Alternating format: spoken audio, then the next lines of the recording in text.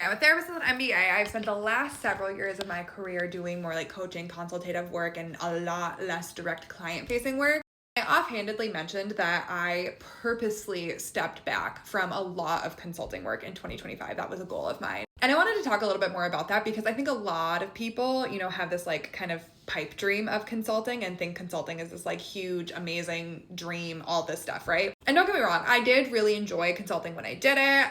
It allowed me to, again, like get my feet wet into what other business models could look like for me as a therapist business owner. The thing with consulting is in order to really make a lot of money with consulting is you have to take on bigger projects.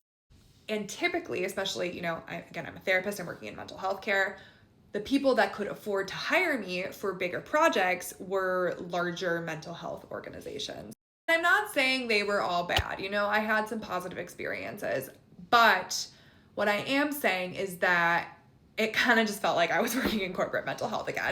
And so for me, it just became like really unfulfilling. It became kind of like the thing that I purposely left, or that I no longer wanted to be a part of because it wasn't aligned with like what I want out of my business and how I want to live my life. So in 2025, I chose to be much more picky, much more selective with the consulting clients that I would work with.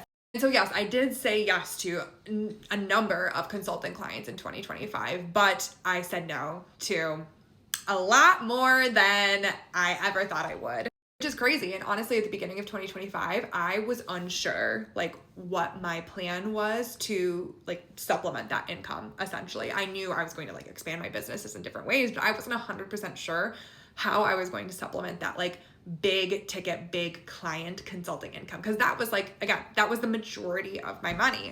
But I'm very much somebody, I know I'm always preaching like have a business plan, like do shit on purpose. I am somebody that like just needs to trust my gut and do what's right for me, right? And so I trusted my gut, I did what's right for me. I created a new business plan, but I also like didn't want to allow myself to get trapped into, okay, like I'm just going to take on this one more consulting project until this next area of my business takes off. I was like, no, I have to fully focus on this next area of my business and just trust that it is going to work out and it is going to like take off. And then I do have a solid plan. And guess what? It did. We're doing great over here.